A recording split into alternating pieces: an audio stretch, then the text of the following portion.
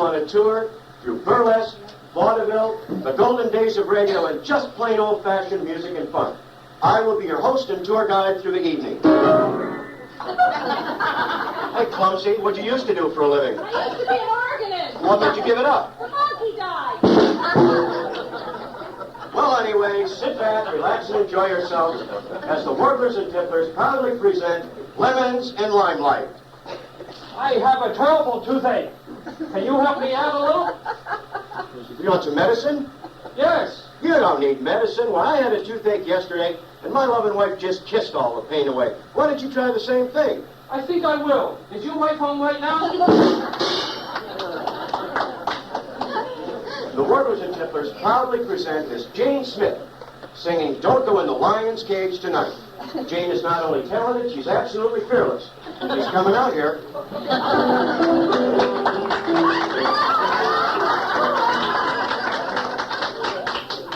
A mother once she had a lovely daughter. The mother was an actress on the stage. She traveled with a troupe of well-trained lions, and each night she went in the lion's cage. One day the daughter had a premonition that everything that night would not go well. That day she told her mother in the kitchen, please don't go in the lion's cage tonight. Don't go in the cage tonight, Mama darling, for the lions look ferocious and may bite. And when they get their angry fits, they may tear you all to bits. So don't go in the lion's cage tonight. The mother heeded not the daughter's warning, and turned to her and softly said, "Poop, poop. I think that I ought to know what I am doing. When I'm around, the lions all feel blue." That night while she was dancing in the lion's cage, the lions thought that they would like to eat. And when they bit the darling mother's head off, these words came back to her so pure and sweet. Don't go in the cage tonight, Mama darling, for the lions look ferocious and may bite. And when they get their angry fits, they may tear you all to bits. So don't go in the lion's cage tonight. You hear me crying? Don't go in the lion's cage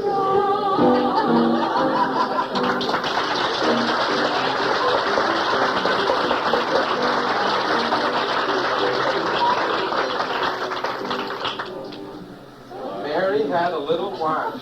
She swallowed it one day. Her mother gave her castor oil to pass the time away.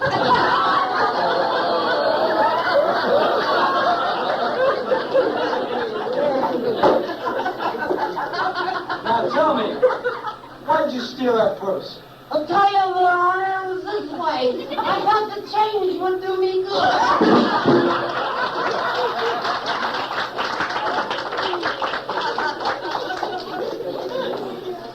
Does your florist have any children? Yes, two. A girl who's a budding genius and a boy who's a blooming idiot.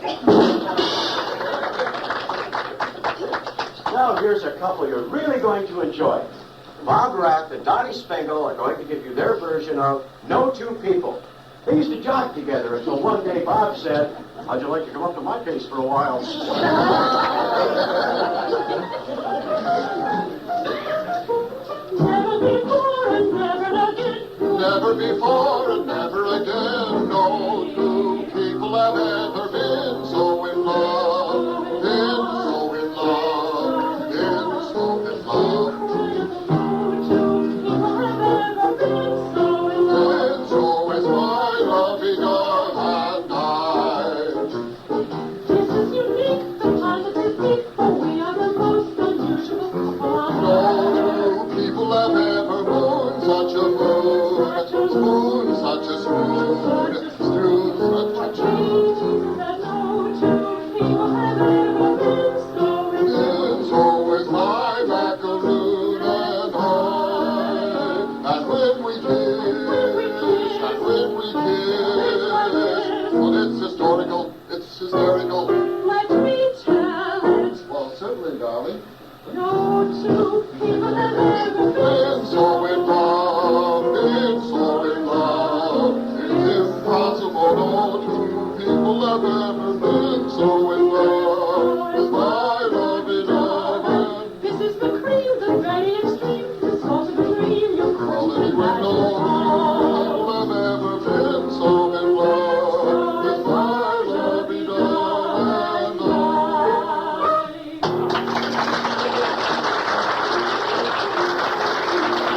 Hey, Jane, Mr. Rhododendron!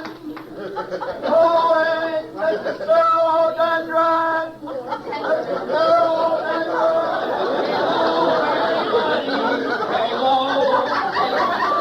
Hey, you're trying to put on a show here. Who are you anyway? My name is Imbecilicus. Some people call me Silicus. You can call me Silly. Silly? You're absolutely ridiculous. Sure, go ahead, make fun of me. Just because I never made the good book. Why in the world should you make the good book? I'm still in training to be an apostle. As a matter of fact, you might say I'm an apostle who never made the epistle.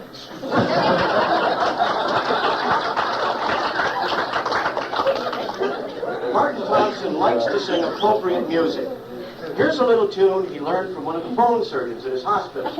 It's called "And the Great Big Saw Came Nearer and Nearer."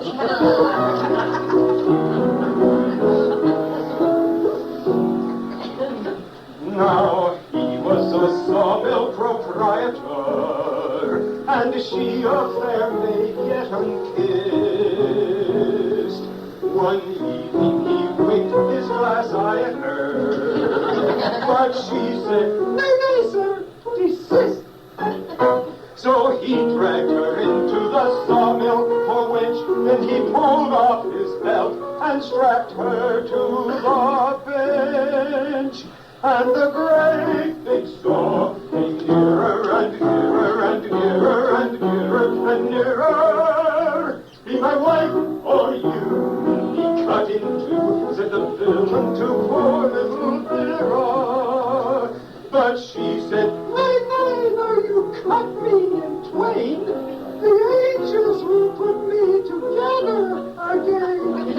And the great big saw came nearer and nearer and nearer and nearer and nearer.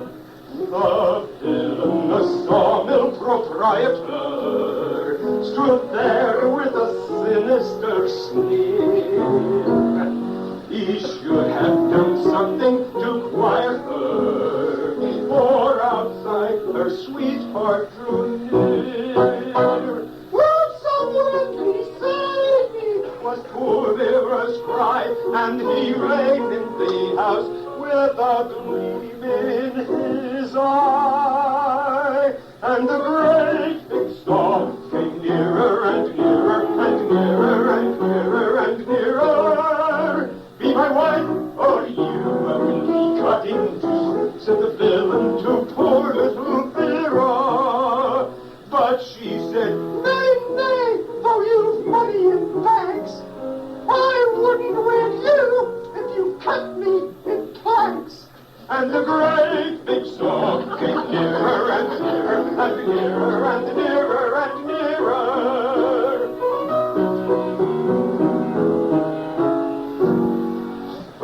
sweetheart rushed up with a cry at her. Oh, save me, my darling, she cried. He knocked out that mean old proprietor and carried sweetheart outside. My hero, she cried as they paused for a kiss. We must wed and prevent the situation. And their wedding day came nearer and nearer and nearer and nearer and nearer. Wedding bells ding dong, our hero so strong finally married his beautiful hero. But he soon tired of marriage, so she said, listen here, for goodness sakes, next time, please don't interfere. When that great big song comes nearer and nearer and nearer and nearer and nearer.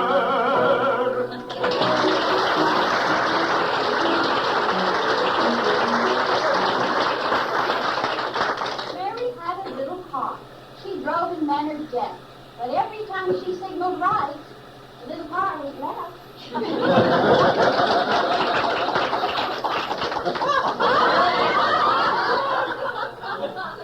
Mary eats her peas with honey. She's done it all her life. They do taste kind of funny, but it keeps them on the night.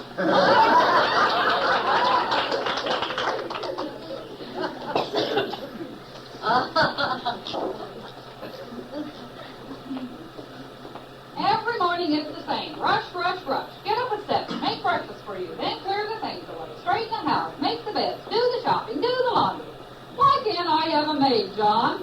John, take your head out of that paper for a minute and you hear what I'm saying. Always hear what you're saying, Blanche. You do not. Might as well be talking to a stone wall. John, I've been signed to go 15 rounds with Muhammad Ali at the Madison Square Garden. Put a nice big gob of poison in your juice this morning. Give me a $20 to buy a new hat. You don't need a new hat. The funniest thing, the minute I mention money, you hear me fine. I always hear you, Blanche. What did you say? I said, why can't I have a maid? You had a maid. Yes, but how long was she with us? She was never with us. She was against us from the start. I didn't like her anyway. She never slept behind the door. She did, too. She swept everything behind the door. The house was like a pigsty. Now, don't slow me down, Blanche. I've got to get out of here. Well, what about your breakfast? What about it? It's sitting right in front of you, and you never even looked at it. I looked at it. I don't want to eat it, Blanche. What's the matter with it? I never saw such stringy oatmeal in my life. That's not oatmeal, it's chow mein. Chow mein? Who eats chow mein for breakfast? Well, I don't know what to give you. You won't eat normal breakfast food. You turn up your nose at stewed rabbit. You say you can't stand the sight of enchiladas. You hate meatballs and spaghetti. What can I give you for breakfast? What's the matter with an egg, Blanche? Where's my hat? In the icebox. Where's my lunch? In your hat. Very funny. Now don't pick at me. What's that cat doing in the icebox? I don't know. I could have sworn I put him out last night. Don't look at me like that. Maybe he crawled up the drain pipe. Anyway, he ate all my lunch. Well, then eat your breakfast. Blanche, I tell you, I don't want that stuff. Well, what will I do with it? Give it to the cat. You hate that cat, don't you? I don't hate anybody. That's the mail. Get it, will you, Blanche? I have to do everything around here. Eat your chow mein. Chow mein for breakfast. Come here, cat. Here's a nice dish of food for you. Here, go on, eat it. Don't bury it in your sand. Any mail, Blanche? Bill. What's this package from Kentucky, John? Why, it's a pint of bourbon. Divvy that. That's my dividend. I belong to the Bottle of the Month Club. You and that bourbon. No wonder we never have any money. What are you going to do with it, John? I'm going to hide it in a safe place. We should put a light in this back room. I'm going to kill that cat. My bourbon! What'd you say? My shirt's all wet. I hope it's blood. Well, get up off your knees and stop licking the floor. I'm looking for a shirt. Well, wear the one I made you. It's a lovely shirt. It isn't lovely, and I won't wear it. It hasn't even got a shirt tail. Well, you don't need a shirt tail. Just wear your pants higher. I can't wear them any higher. I wear my pants so high now I have to zip them to blow my nose. Oh, goodbye, Blanche. I've got to get to the office. John, is that a way a man says goodbye to his wife? Oh, honey, I haven't got time to shake your hands now.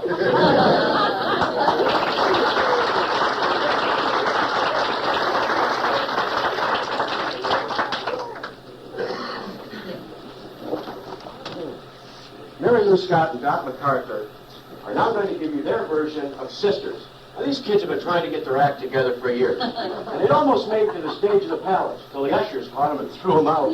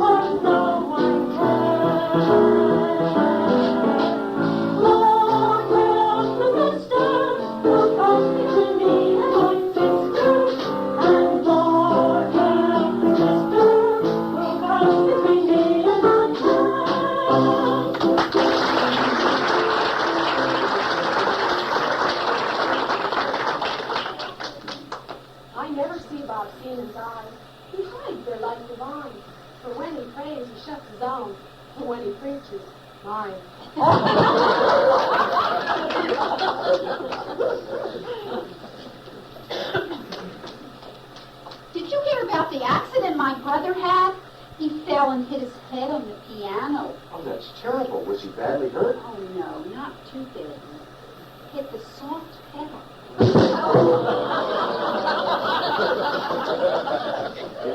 Bob Morrison's roommate is now going to seduce you with I Want to Be Loved by You. And believe me, being sexy for this gal is perfectly normal. I'm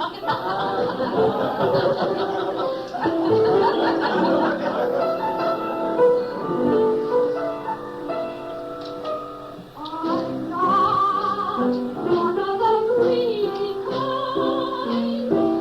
I'm what wants are simple. I know what's on my mind. I'm not resting until I find what would make your eyes listen twice mine.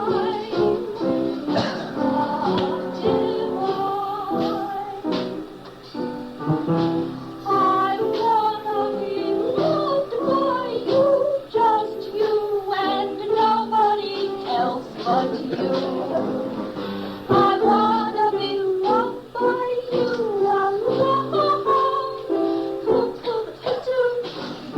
I wanna be kissed by you, just you and nobody else but you. I wanna be kissed by you, I wanna do everything for you.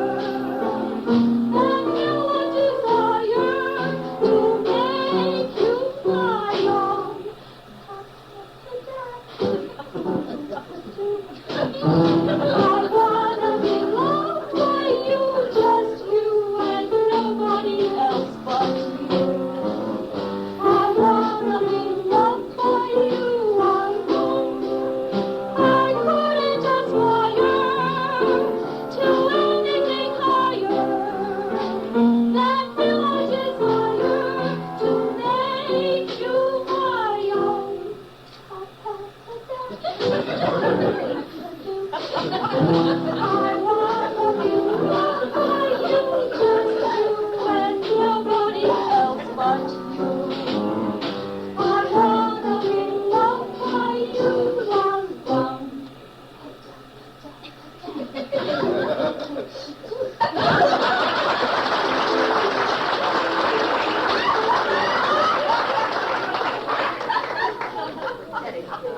Mary had a little lamb, a lobster and some prunes, a piece of pie, a glass of milk, and then some macaroons. It made the naughty waiter grin to see her order so, and when they carried Mary out, her face was white as snow.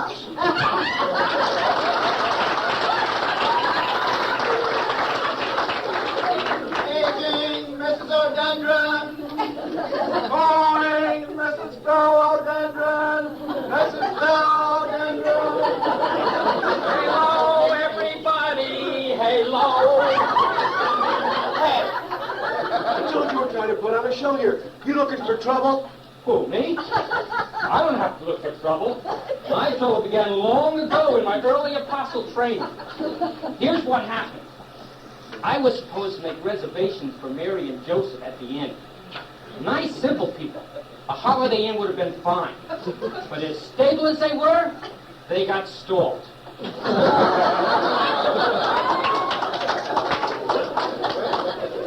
Now, part of our Warblers and Tipplers cast of thousands are going to take you back to the 40s with their hoofing and woofing of Say Something Sweet to Your Sweetheart. And believe me, a bunch of them would love to be back in their 40s.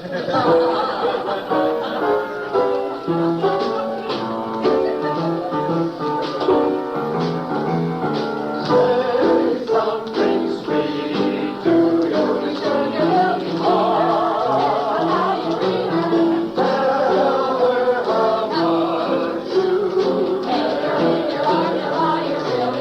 much you care. Say something sentimental. It won't cost a bit. You'll find what happiness a little earth can bring. Can't find those love words inside you. And still meet the one you adore. So say something sweet to your sweetheart, and you'll be sweethearts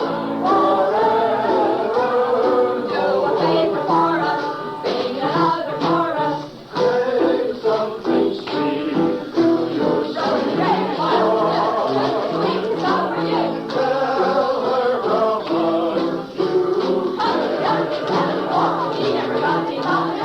say something sentimental. It won't cost a bit. You'll find what happiness a gentle earth can bring. You can't find those love words inside you. And still meet the one you adore. So say something sweet to your sweetheart, and you'll be sweetheart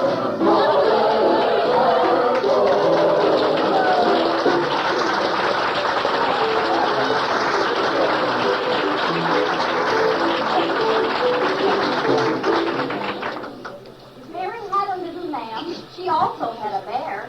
Everyone saw Mary's lamb, but no one saw her bear. What the devil do you mean by telling Harriet that I'm a fool? Gee, I'm sorry. Was it a secret? Mary had a little pig. It was the apple of her eye. She almost thought to keep it there the time she had to start.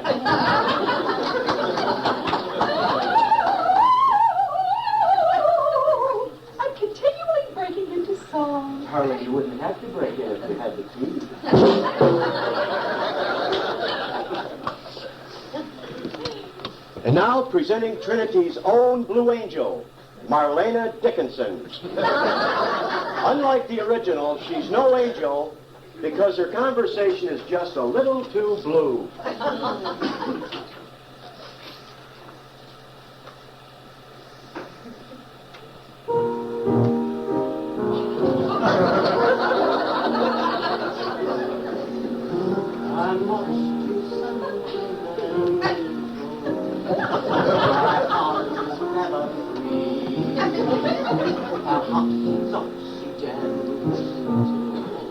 That love should come to me, some little thing within me protects me for a while. Someone comes to heal me with only a smile.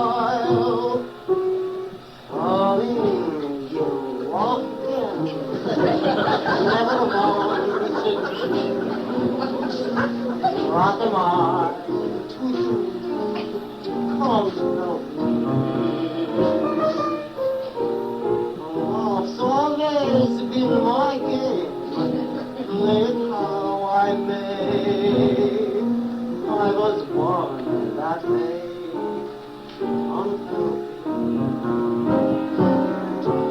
Men cluster to me like a mouse round the flame. Only fair wings, I know I'm not too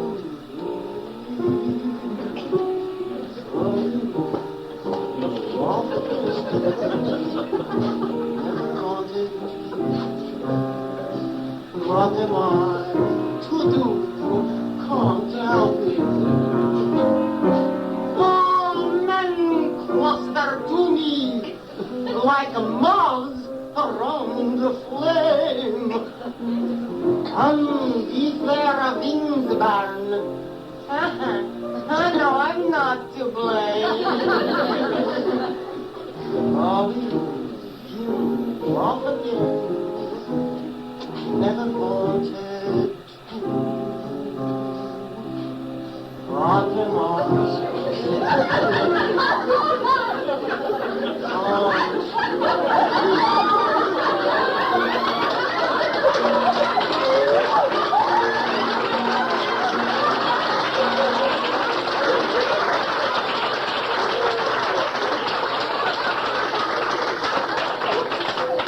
Jerry said I had decided to rough it in a cabin quite old and medieval. Well, a bounder espied her and plied her with cider, and now she's the forest primeval. Presents a dramatic, behind-the-scenes glimpse of life in a big city hospital, the orderlies. But first, a word about the sponsor's product. Herbert Sand comes in 9 decorator cups, suitable for every room in your house. And now, the orderlies. Orderly wine coop, orderly wine coop. Report at once to Chief Orderly Schnellwell. Report at once to Chief Orderly Schnellwell. You wanted to see me, Chief Orderly Schnellwell? You should be apologizing for your slowness in getting here. When I have you, Page, that means I want to see you now, Orderly Wine Coop, not 7 or 8 seconds later. Well, I tried like crazy not to dawdle while I was climbing those 12 flights of stairs, Chief Orderly Schnellwell. But I guess that attack of nausea I had along the way slowed me down a little. Wine Coop, there's no room in the Corps of Orderlies for a man who gets nauseous simply because he's surrounded by the sight of blood and the sound of screaming patients. Oh, it wasn't the blood or screaming that got to me, Your Eminence. I had to run past the hospital kitchen to get here. The smell of that awful food we serve would choke a horse. Wine Coop, you're talking about dietetic food that's been prescribed by doctors who have the power to assign you some very unpleasant tasks. No, not the kitchen detail. Please don't let them do that to me, Chief Orderly Schnellwell. I'd crack up. I just know I would. I have a misconduct report here on my desk that makes some very serious allegations about you. Gee, I can't imagine I would prompt anybody to fink on me. I never commit any transgressions as I go about my menial chores. No transgressions, eh? And what about the fact that you brazenly failed to page doctors over the PA system between 2 and 4 this morning? Well, it did seem kind of silly to page doctors that don't exist. You told me yourself you just made up some names for me to blab over the PA system in the middle of the night. Besides, having that raucous PA system going all night keeps the patients awake. And of course, it never occurred to you that when sick people don't get their proper rest, they have to recuperate here longer at $225 a day. Gosh, no, that never occurred to me. Even a green rookie knows better than to put the welfare of the patients ahead of the hospital's financial success. I'm a disgrace to the uniform I wear. Now, don't be too hard on yourself, Winecoop. You were only acting out of ignorance and stupidity, not malice. And there's still time to rectify your mistake. You mean you're going to give me a second chance? Gee, you're a peach. And I promise I'll scream my lungs out over that PA system all night tonight. Nobody'll get a wink of sleep. Now you're speaking with a cruel inhumanity that can make you a credit to your profession, Winecoop. And so, armed only with courage, perseverance, and the will to commit atrocities against his fellow man, a hospital orderly goes forth to do battle against medical progress. Be sure to join us next time when the Herbert Corporation, maker of fine sand for more than 9 centuries, will present another thrilling story of the orderlies. Hello, everybody! Oh, no, not again. Is there a delicatessen around here? A delicatessen? What in the world do you want with a deli? Oh, I was supposed to feed the multitudes, you know. I went to the Yale Deli. They were out of locks. All I could get were bagels. I thought it made sense. After all, they were whole.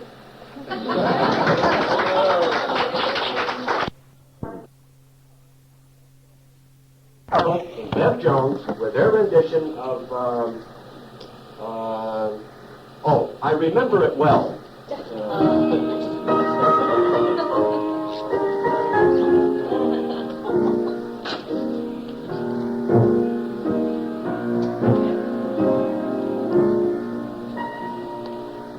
We met at night. We met at 8. I was on time. No, you were late. Ah, yes, I remember it well. We dined with friends. We dined alone. The tenor sang. A baritone. Ah, yes, I remember it well.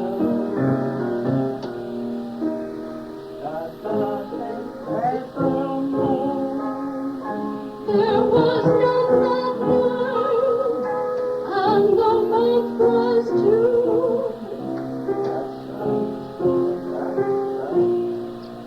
It warmed my heart to know that you remember still the way you do.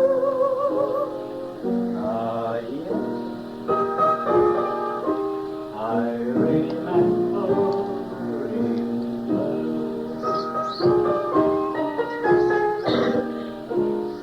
How often I thought of that Friday Monday, night when we had our last rendezvous, and somehow I foolishly thought I might right then take it all with you.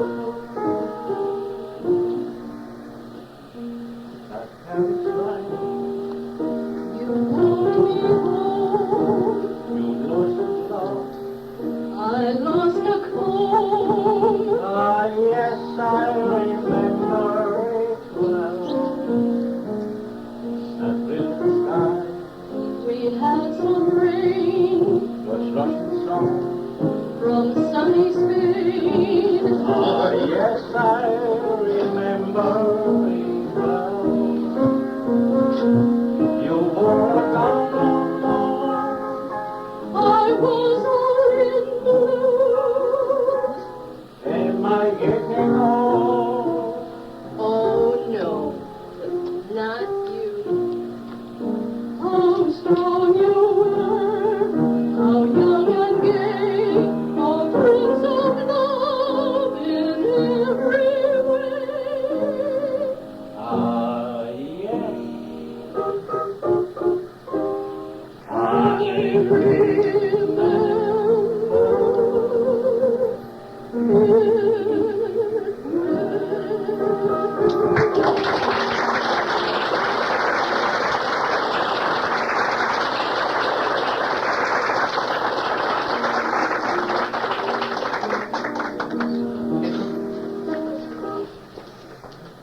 you notice how my voice filled the hall last night? Oh, yes, dear. In fact, I noticed several people leaving to make room for it.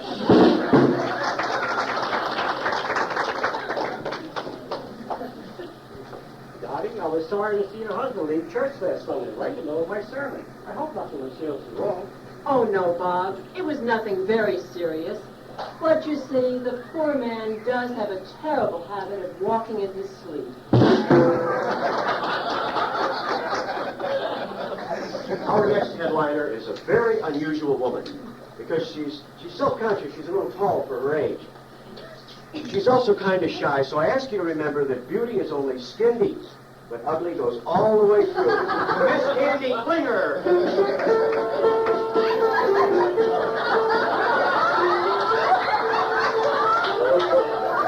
I'm a girl and find me that simply crazy. I am proud that my silhouette is curvy, that I walk with a sweet and girlish gait, with my hips kind of swiftly and curvy. I adore being dressed in something pretty. When my date comes to me at my knees, out I go with my Joe or John or Billy, like a filly who is ready for the race. And I have a brand new hairdo with my eyelashes all uncurled. I float as the clouds of hairdo. I enjoy being a girl. Then say I'm cute and funny, and my teeth are teeth of pearls. I just laugh it up like honey. I enjoy being a girl. I flip when a fella sends me flowers. I drool over dresses made of lace. I talk on the telephone for hours with a pound and a half of cream upon my face. I'm strictly a female, and I hope that my future will be in the home of a brave and free male. Enjoy being a guy, having a girl like me.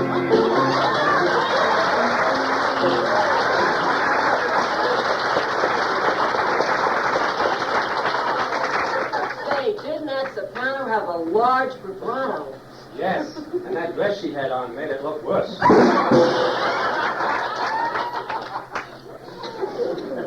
Gals who lived in Great Britain sat in the park with their mittens. Mary said with a sigh, that park bench, well, I just painted it right where you're sitting. Mary had a little lamb. His feet were black with soot. And everywhere that Mary went, his sooty footy put.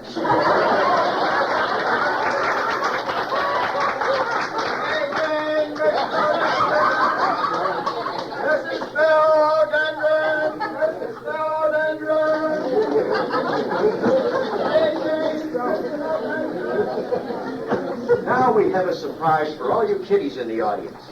A fairy tale. And to read it to you, we have Mrs. Semolina Linguini, the mother of 27 children. And she's read fairy tales to each and every one of them.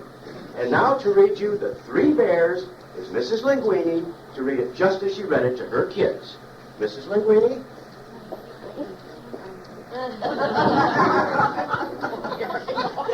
The three berries. Once upon a time there was the three berries. Mama berry, Papa berry, and baby berry. there. Living in a country near a forest. Nice house, no mortgages. One day, Papa, Mama, and baby go beach for a day. They forget it lock the door. Bye and a bye, comes to Goldilocks. She got nothing to do but make a trouble. She push her all food down her mouth. No leave a crumb. Then she goes upstairs and sleeps in all the beds. Lazy slob. Bye and a bye comes over the three bears. All the son born and sent in the shoes. They got no food, they got no medicine, and what are they going to do to Goldilocks? Throw her out in the street?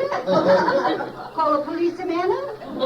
They had a chance. They was Italian bears and they sleep on the floor. Goldilocks stay there 3 weeks. Eat out house and a home. And just because they ask her once to make the beds, she say to them, go to hell. And run home crying to her mama, telling her what SOBs the three bears. What's the use? What are you going to do? Go complain at the city hall.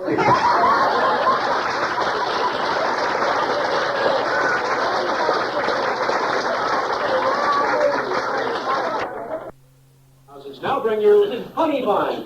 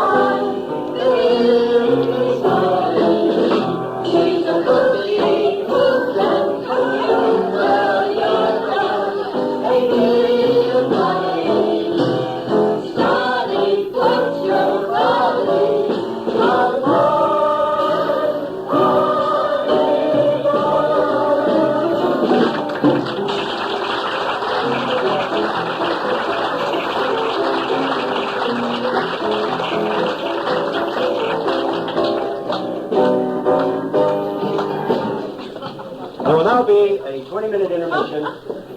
Refreshments will be on sale in the narthex. Please smoking out of doors only. And you all come back now, you hear? Welcome back to Lemons and Limelight. It only cost you $2.50 to get in, which is quite a bargain. Now comes the kicker. You try to get out before we're finished, $5. You might just as well sit back and relax and enjoy yourself.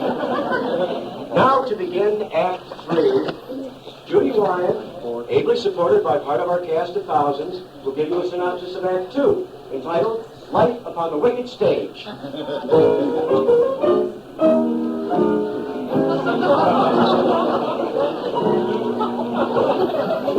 upon the wicked stage, think ever what a girl proposes. These Stuart Johnny's not afraid, cheeks open to the gems and roses. When you make a fellow hold your hands, which means an extra beer or sandwich. Everybody must take her life apart. Though you're born just to ruining your reputation. When you played around the flag, like played around the great big nation. Why all the men who give your jewels and silver only living in the fables? Life of gambling is cage, ain't nothing for a girl. Listen to your mom and babe, you must part unless if we do not believe you. There's no doubt you're crazy, no doubt you're all safe. I admit it's fun to smear my face with paint, causing everyone to think of what I ain't. And I like to glitter in my dear room with stone. As the hero just feels like the way I would when I play a hussy or a cannonball. Yet when with the curtain down in my life is pure, and how I'm ready. Life upon the wicked stage ain't different for a girl. Supposes stage door Johnny Laurie Crazy over roses. If some gentleman would talk with reason, I would cancel all their fees. Life upon the wicked stage ain't nothing for a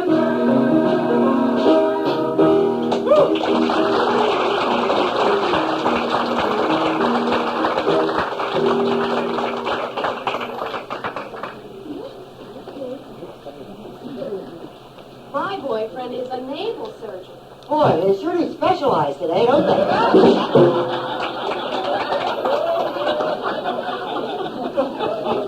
Hello, everybody.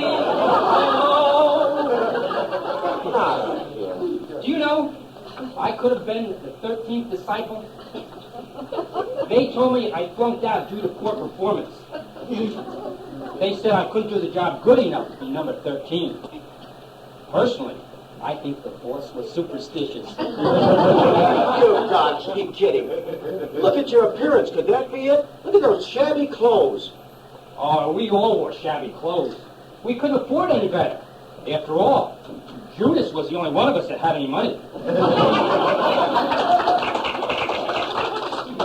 And now, here is Bev Jones to ask the musical question. People?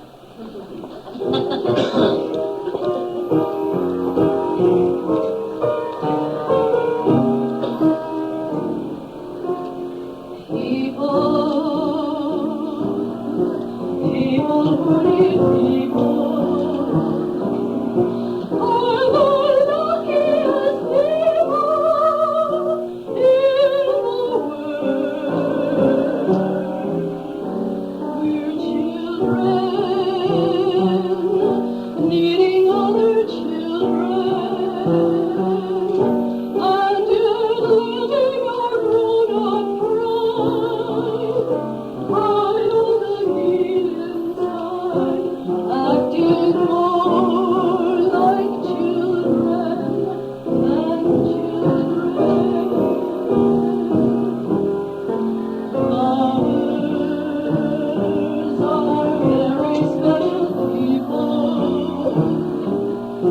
You are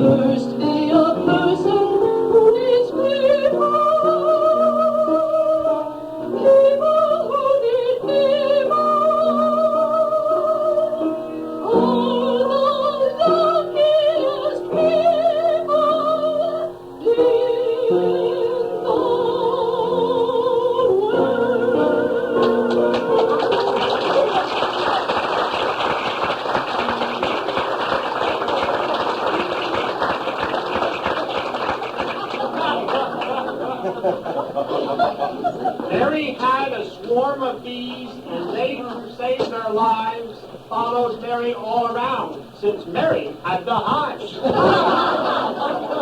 Mary's stockings were inside out all through the summer's heat.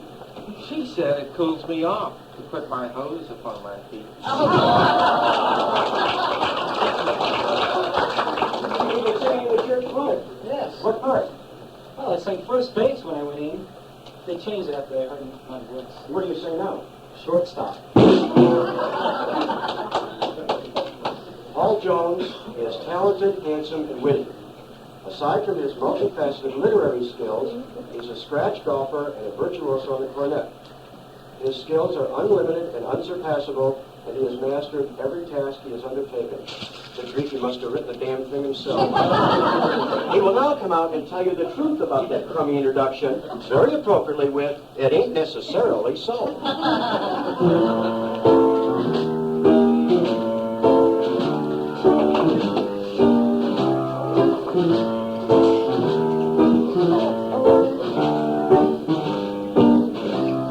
It ain't necessarily so. It ain't necessarily so.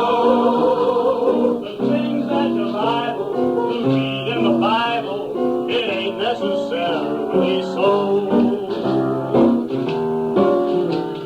The neighborhood was small, but oh my. The neighborhood was small, but oh my. He might be alive, who lay down and died. The neighborhood was small, but oh my. Why do,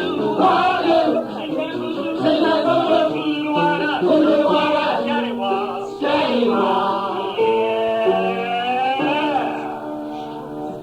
Oh, Jonah, he lived in a whale. Jonah, he lived in a whale. But he made his home in that fisher's that Jonah. Oh, Jonah, he lived in a whale. Moses was found in a stream. Moses was found in a stream. Till old Pharaoh's daughter, she fished him, she says, from that stream. Why do,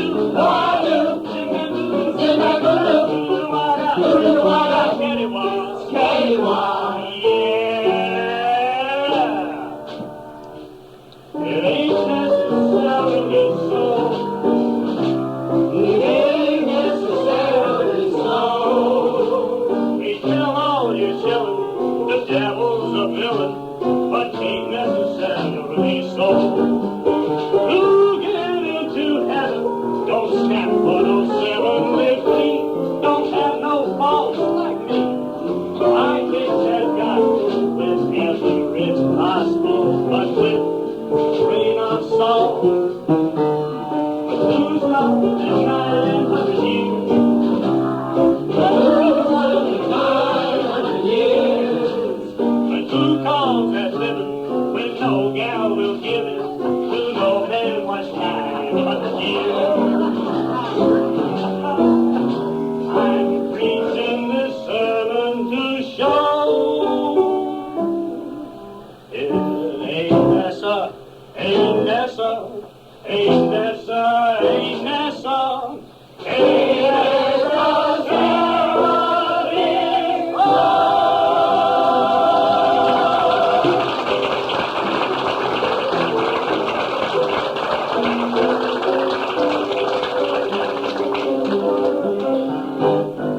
Great Scott! That knew what I know.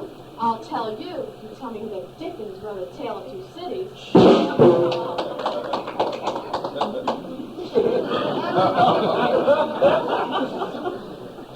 Mary had a little lamb, and the doctor fainted.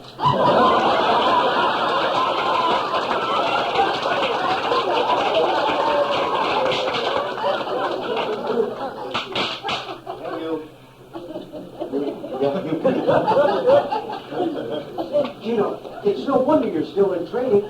You can't do anything right. I'll bet your boss even wanted to ride into Jerusalem on a white horse. Who told you about that one? Good figures. I told you, you can't do anything right. Oh, yes, I can. How about the accommodations for the Last Supper? Didn't I get the penthouse at the Jerusalem Hilton? Penthouse? You idiot, the Jerusalem Hilton's a one-story hotel. Oh, no wonder the boss didn't let me get into the picture.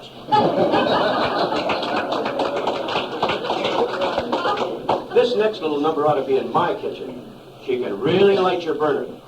Betty Crocker never cooked like this. Muriel Moore, come out and show us I can cook too. I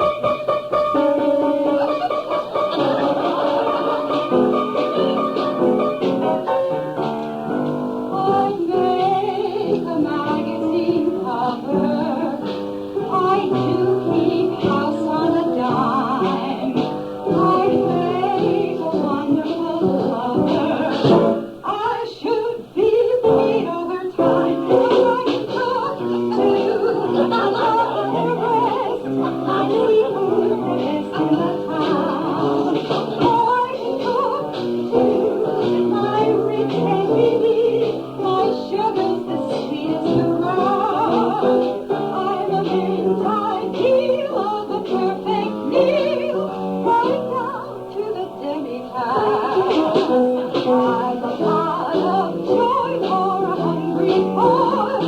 Baby, I'm cooking with gas. Oh, a gumdrop, a sweet lollipop, a milk trout right out of brush.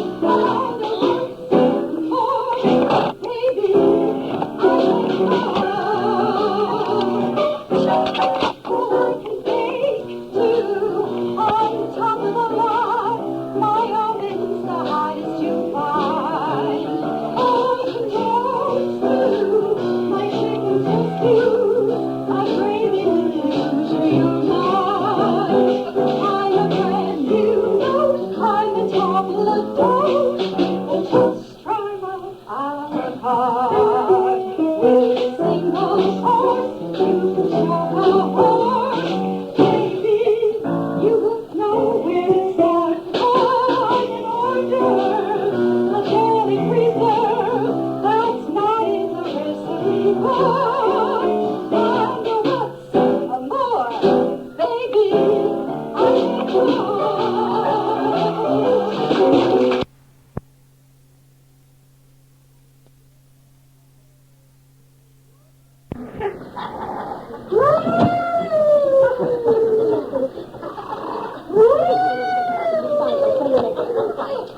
John, turn over on your side. Go on. Yeah? What's the matter, Blanche? Well, your grunting and snoring is driving me crazy. Yeah, me too, Blanche. Who's doing it?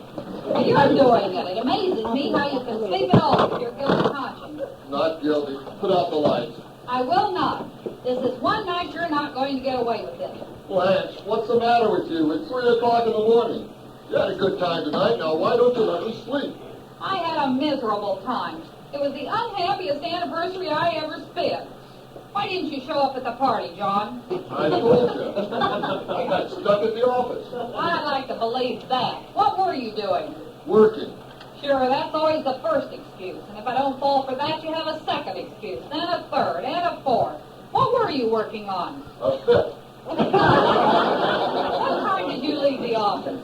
I left the office at 11 o'clock. I caught the bus at 11:05, got off at 11:54. I stopped at the cocktail bar and bought a corkscrew and waited an hour. Why? Because it was pouring outside. Well, what were you doing? Pouring inside. The truth is, I was working. Blanche, I've had a rough day. I went to work at 7 this morning, no breakfast, no lunch, no dinner. Well, who told you not to eat dinner?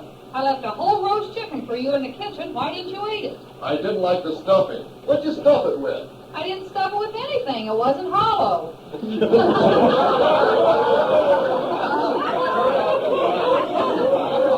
No, I worked my finger to the bone getting ready for the party and never had 1 minute's enjoyment. Not a minute. And I had to wash the dishes, sweep the floor, and heaven knows what else. I still haven't got rid of the crumbs in the kitchen. I thought they all went home. Very funny. Everyone who came tonight was sweet and thoughtful, and they all brought presents. Good. Even my sister Carol was here. What'd she take? It didn't take anything. That's the kind of talk I get on my wedding anniversary. No hug, no kiss, no affection, not even an anniversary card. I did send you a card. I told you 50 times I sent you a card. It must have got lost in the mail. You're lying. Swear. I swear I'm lying. You're only adding insults again, John. Blanche, darling, you know I love you so. So what? That's what I said. The hell with it. Put out the lights. No. Please go to sleep, Blanche. I can't. I'm sick. Really? Are you really sick? So sick I could die. It's those dizzy spells again. I get them every 5 minutes. How long do they last? About a half hour. How can they last a half hour if you get them every 5 minutes? I never get any attention from you. Attention? No husband in the world is more attentive than I am. Don't I always offer you half the newspaper at breakfast? You shouldn't read at the table at all. And when you drive the car up in front of the house, you might be a gentleman and help me in. Help you in? Oh, no. I have to fling open the door and throw myself into the seat. Well, I slow down, don't I? I'd like to see you act that way with Laura Loosely. Oh, now, don't start with Laura Loosely. You'd sure be a gentleman if you had her in your car. I've had her in my car plenty of times, and I've never been a gentleman. Blanche, I hate the sight of Laura Loosely, and I forbid you to mention her name again. Do you hear me? We've had 8 other anniversaries, and this is the most miserable of all. It's no worse than last year. Our whole marriage started on the wrong foot. It was your idea to elope, not mine. I wanted to have a real ceremony like all my friends, but you said it was more romantic to elope. We had to be married by a justice of the peace. It should have been the Secretary of War. You didn't talk like that then. Why didn't you let me have a big ceremony, John? I wasn't working at the time. I didn't have any money. Well, you're working now, and I want a real wedding with a big ceremony. Okay. I'll arrange it in the morning. You say it, but you won't do it. Do it now. What? Come on, get up and let's get married. Are you out of your mind, Blanche? It's almost 4 o'clock in the morning. You don't act like you love me. I act. Well, kiss me goodnight. I'll kiss you goodnight in the morning. Why can't you kiss me now? I'm not facing that way. See, you hate me. Oh, Blanche, darling, I don't hate you. I'm just sleepy. Please put out the lights. Did you buy me an anniversary present, John? Where is it? Where's my anniversary present, John? Oh, you won't like it. Well, I know I won't like it, but I'd like to see it anyway. It's just a little beach bathrobe that cost $8. $8? Married 8 years and you spend only $8? Now listen, Blanche. $1 a year for washing your shirts, cooking your meals, darning your socks, raising your children. We haven't got any children. Well, what do you want for $1 a year? Listen, Blanche, I deny myself everything. Even cutting down your old girdles and wearing them for suspenders. I sew collars on my underwear to save on shirts. I never spend a penny on myself. You had your shoes shine last Saturday. I haven't got any shoes. I had my feet painted black. That's just like you, always thinking of yourself. Good night, Blanche.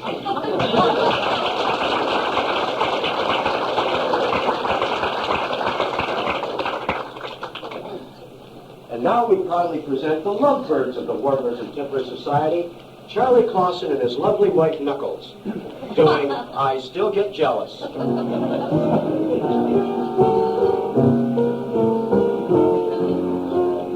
Time has treated our love kindly, yet I still adore you blindly. There can never be another love for me. I still get jealous when I look at you.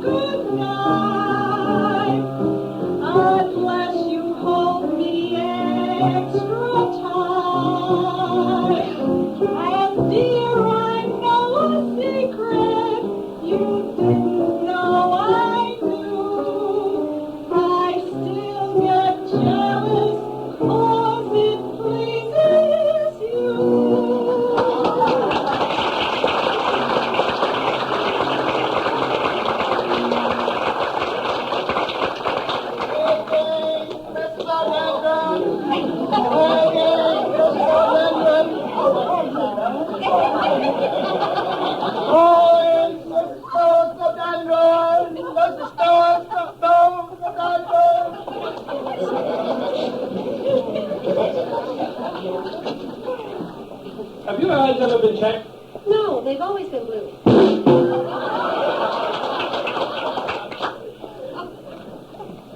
Well, how'd you like my sermon this morning? I like the passage at the end very much. Which one was that? The one from the pulpit to Martha. Hello, everybody. Hello.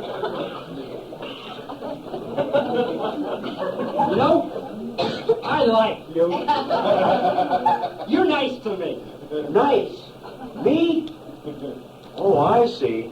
After all your follow-ups and 2,000 years of training, you probably never had a friend before. Oh, yes, I did. I was very friendly with Pontius. I told him I liked his eastern hairline. After all, he was a pilot.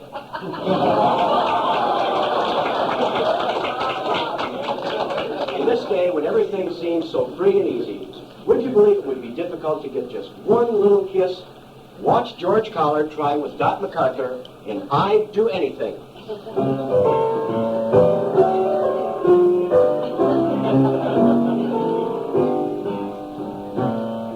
I'd do anything for you, dear.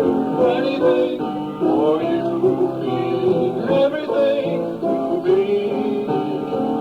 I know that I'd go anywhere for your smile, anywhere for your smile, everywhere I'd see. Would you climb a hill? Anything, anything, Give me all your will. anything. Even time my will. Take all I've got. I'd risk everything for one kiss. Everything, yes, I do. Anything, Anything? anything for you. Would you lace my shoe? Anything, Paint your face like glue? anything, Can't you kangaroo? anything, Go to Timbuktu. and back again. I'd risk everything for one kiss. Everything, yes, I do. Anything, anything for you. Let the clouds come rain, come along. Let the light and day come along. They won't stay very long. If you'll always say you're mine alone. I risk everything for one kiss. Everything, yes, I do. Anything for you.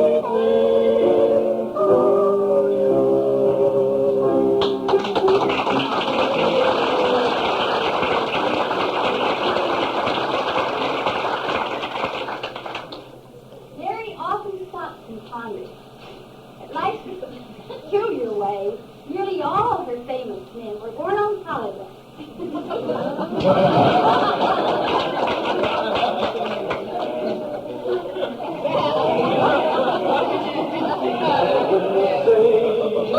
Marching in. Hello. Oh, I believe you're Mr. Arthur Shepherd. That's right. Shepherd by name, Shepherd by nature. Let me introduce myself, Arthur. My name is Matthew. Hello, Matthew. You've heard of me and my colleagues, Mark, Luke, and John. Oh, I know you lot. You're celebrities. Let me shake you by the hand. Certainly. May I touch your raiment? Oh, by all means. Thank you. All right. Best raiment I ever touched. Oh, jolly good. Now, let me explain, Arthur. We're doing an in-depth profile of Jesus. Oh, yeah? You may know him as the Messiah. No, I don't know. What? You don't know him? Yeah, I know him as Jesus. Oh, fine. Among other things. Oh, I see. Right. Which newspaper do you work for? I work for the Bethlehem Star. Oh, the wife and I take the Star, actually. Oh, jolly good. Don't think much of your racing tips, though. I have 3 shekels on that camel and the 3.15 at Galilee. Still bloody running, that one. Well, I don't work on that side of the paper, you know. I work on the more serious side. Reportage. Oh, reportage. Yes, very serious work. Yes, indeed. And as I was saying, Arthur, We're doing this in-depth profile of Jesus, and I gather you were actually in on the very first moments surrounding the birth of the Holy Child. Yeah, I was, yeah. That is marvelous. Oh, good. Now, what I'd like you to do, if you're willing, of course, is tell me what happened in your own words. Why, it's quite simple, really. Basically, what happened was that me and the lads were abiding in the fields. Abiding in the fields. Mind you, personally, I can't abide these fields. I mean, look around you. They are unabidable fields. I'd say these are the most unabidable breeding fields I've ever had in my life. I'll abide by that. You were abiding in the fields, are you? Yeah, and we were watching our flocks by night. Watching your flocks by night? Because that's when you have to watch them. On hot summer nights, the rams go mad. It makes for all kinds of ramifications. You were abiding in the fields, Yes. and you were watching your flocks by night. Then what happened? Well, much to my surprise, the angel of the Lord flew down. That must have been a fantastic experience. Well, it made a break, you know. Bit of a change from just abiding. Flashing down like that. How did you know it was the angel of the Lord? Tell you what the giveaway was, Matthew. It was this ethereal glow he was emanating. He was emanating this ethereal glow. Right. And as soon as I saw him emanating, I said, "Hello, angel of the Lord." Halo? Halo? Certainly. Yeah. Halo and goodbye, he said afterwards. He wasn't there for long. He just delivered his little message and he was off like a bat out of hell. Wings, I suppose. Oh, wings. I have never seen such a gorgeous pair on a man. They were outstanding wings, all gossamer, shimmering there in the starlight. Oh, it must have been remarkable. It was. I noticed it. What did he say to you, Arthur? Well, he sort of singled me out from the other lowly shepherds. And he said, "Unto ye a child is born, unto ye a son is given." Yeah. Well, what was your reaction? Total shock.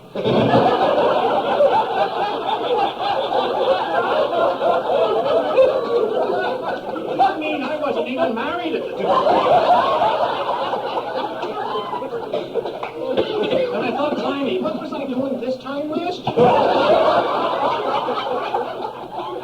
You know, could have been that little bird that I met down at the shepherd's. But the angel of the Lord went on to explain when he said ye, he didn't mean me personally. He meant ye in the sense of the whole world. Unto the whole world a child is born. Unto the whole world a son is given. Yeah. Well, he was using the universal ye. Was it? Yes. Well, I wouldn't know that because I'm not educated. That's what he was using, though. The universal ye. Well, good for him. And a lovely use of it, too. I'm sure. And he went on to say, "Ye shall find the child lying in the manger, all meanly wrapped in swaddling clothes." Oh, lovely language. He was very affluent. Yes. Well, I suppose your first reaction was to whip over there and have a peek. Naturally, we all dashed down to the stable. When I arrived, I was in for a bit of a shock. Go on. I will. Because when he said, "Ye shall find the child all meanly wrapped in swaddling clothes," I thought to myself, fair enough, it will be fairly meanly wrapped, you know. Nothing flashy, nothing good. Yes, right. But when I got there, it was diabolical. The meanest bit of wrapping I've ever seen. What's more, that kid was barely swaddled. I say it was the worst job of wrapping and swaddling I've ever seen. Terrible wrapping. Atrocious swaddling. How very distressing. It was alarming to behold. I'm sure it was. Now, Arthur, I want you to think back in time. I'll do it now if you like.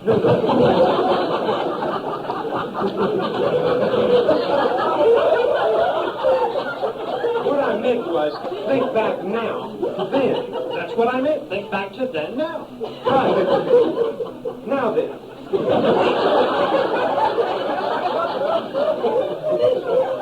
What was the atmosphere atmosphere like in the stable on this joyous historic occasion? The atmosphere in the stable was very, very smelly. There were all these cows and sheep and goats and camel about. No. And they had no sense of occasion.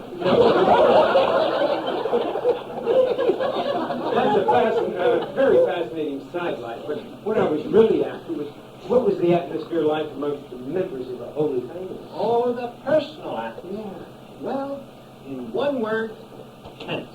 Yes. You surprised me. Well, Joseph in particular. He was sitting in the corner of the stable, looking very gloomy indeed.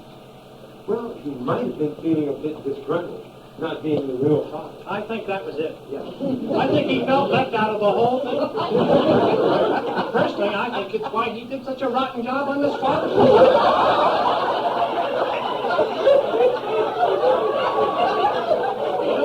He just couldn't be bothered to swallow. Let's face it, there had been a lot of tittle-tattle about his wife and the Holy Ghost. I mean, rumors had been flying around us. Yeah. As indeed the Holy Ghost must have been. Was the Holy Ghost there? Hard to say.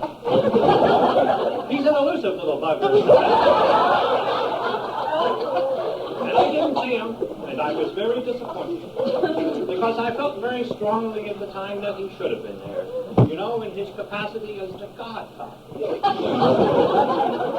Especially after his treatment of the Virgin Mary, making her an offer she couldn't refuse. Yeah, making her an offer she didn't even notice. Anyway, Arthur, I gather later on in the evening, 3 wise men came by. Am I right there? 3 wise men arrived? Yes. 3 bloody idiots, if ever I saw them. In they come, called themselves Maggie. 3 blokes come in and call themselves Maggie? Yeah. They peered round the stable doors and said, "Hello, we're Maggie." Very embarrassing. We didn't know where to look.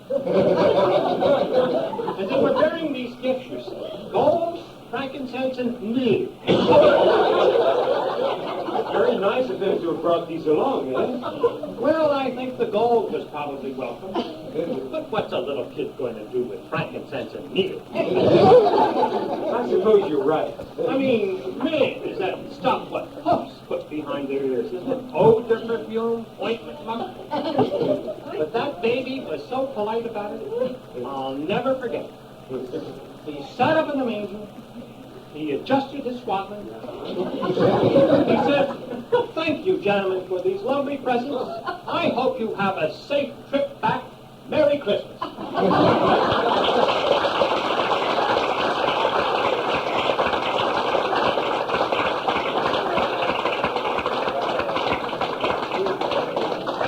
You've seen The Odd Couple, right?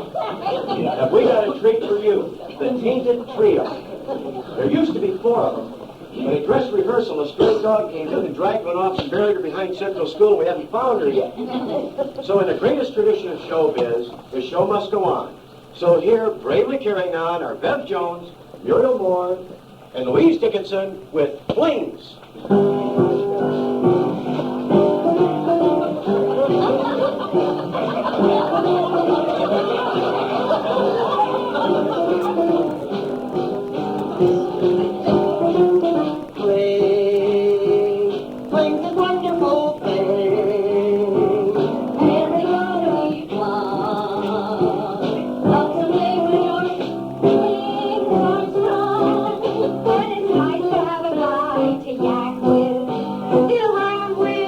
Scratch your back with, any hand with, bite your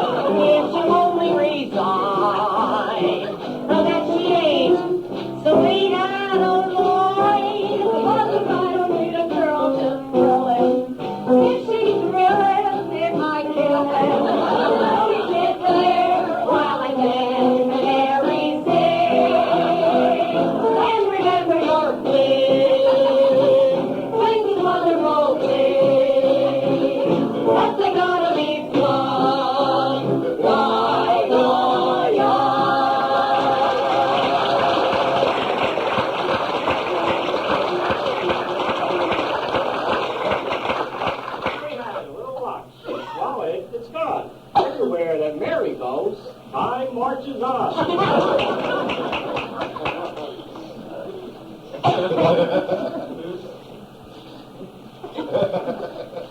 What's that quivering down there on the ocean's floor? I don't know. Maybe it's a nervous wreck.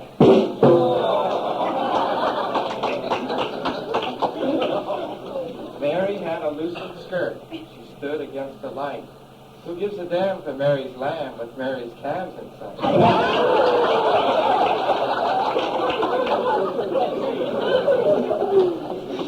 Hey, Don, that pretty widow down the street wants me to come to her party tonight, pretend to be her houseboy. You going to charge her? Nah, I think I'll just wait till all the guests leave. You may think that Sophie Tucker was the last of the Red Hot Mamas. You couldn't be more wrong, because you ain't heard nothing yet. Here is truly the last and the greatest of the Red Hot Mamas, Betty Rapp.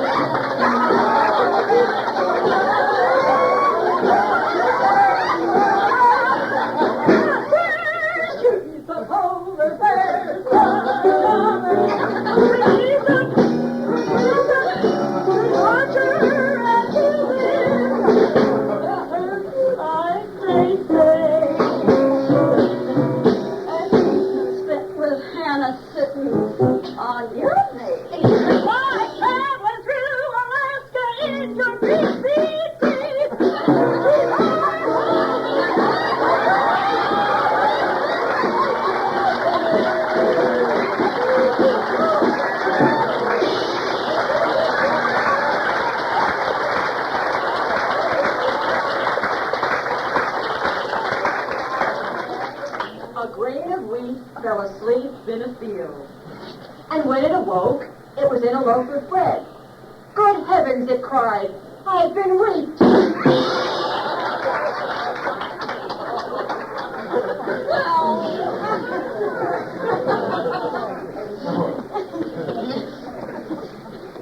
Once again, we've had our scouts searching the railroad and bus stations around New York for victims of misfortune who need a helping hand from our generous Warblers and Tipplers organization.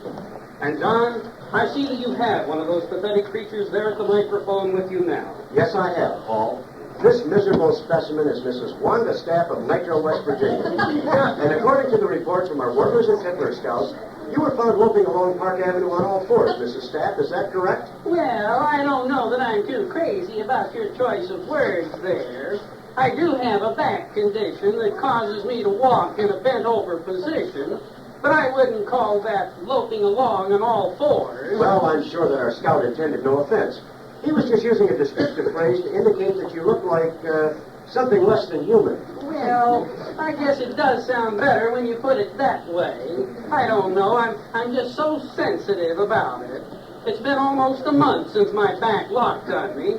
I was stooping to pick up a pari-mutuel ticket at the tracks in East St. Louis. I see. You dropped a winning ticket, and when you bent over to get it, you couldn't straighten up again. Is that it? Well, that's not exactly it, no. It was somebody else who dropped the ticket I was trying to pick up. Well, that part is not too important. It's your... Well, it is important because the person who dropped the ticket was the one who caught me across the back of the neck with a judo chop. I haven't been able to straighten up since. It's going to take a New York specialist to bring me out of this once you fine people have lent a helping hand. Well, a helping hand is indeed what we're offering to you, Mrs. Stapp.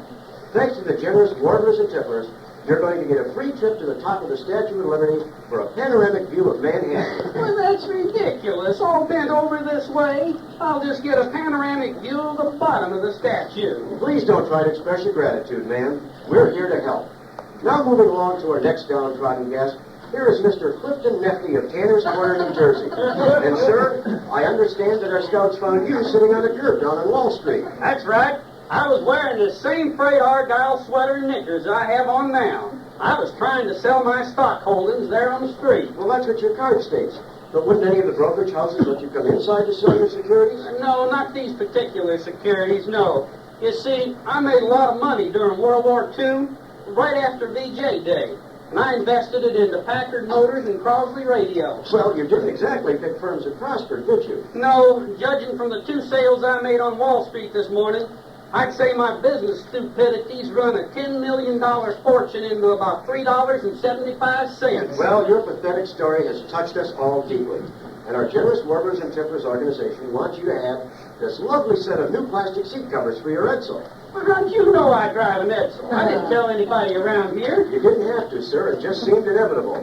And now here with today's final tearjerker is Mrs. Nola Crowdish of Tonawanda, New York.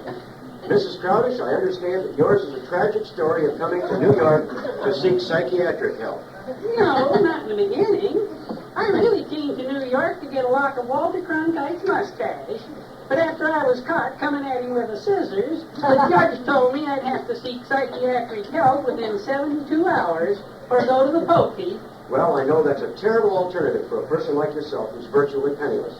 And to help you in your moment of need, our generous Warblers and Tipplers organization wants you to have this lovely set of genuine bone-handled carving knives. Well, that's awful. If they catch me within 10 miles of Walter Cronkite with these things, I'm a dead pigeon. You're entirely welcome. We knew you'd be pleased.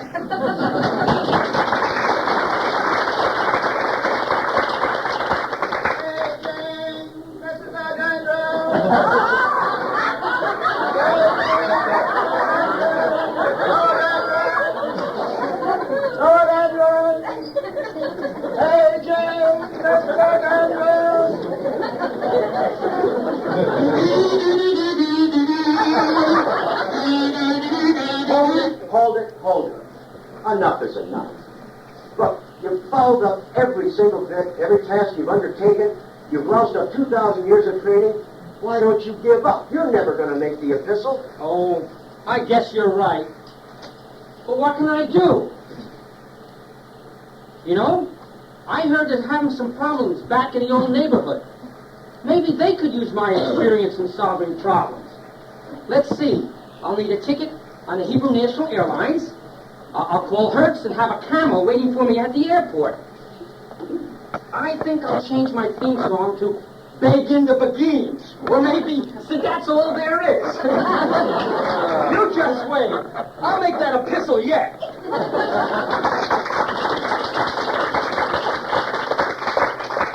When the midnight choo-choo leaves for Alabama, the last several hundred of our warblers and timbrers will be on board. Obviously, they're well trained.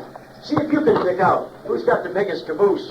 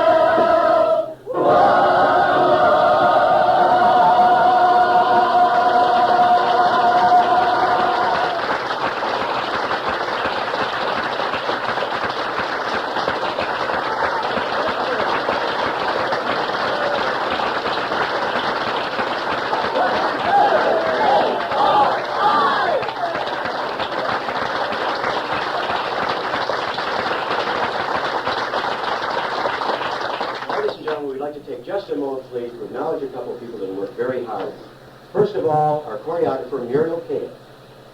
Muriel, all right.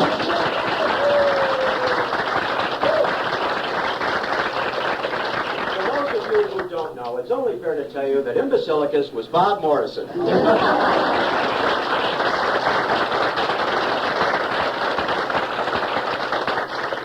Also, the overall producer and the man that worked as hard as anybody in the show was Bob Moore.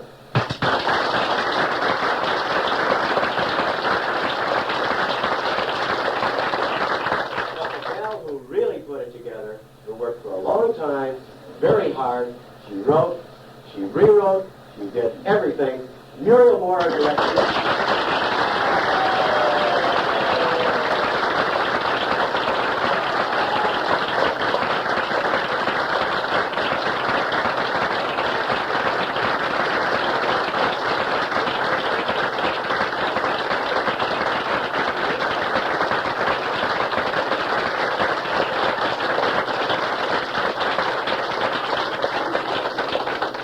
Thank you all for coming. We enjoyed ourselves, and we hope you did. So do, consider yourselves one of us.